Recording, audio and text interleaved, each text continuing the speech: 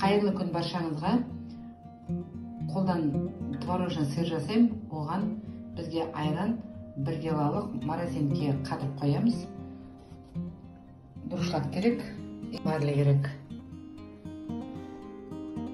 Дұрышлаптың үстіне марле салдық, марлінің үстіне қатқан айранды салдық. Енді осылай комнатный температурада қалдырамыз. Су аққанда мына ысқа ағады. Мына қараңыздар, мынандай су шықты.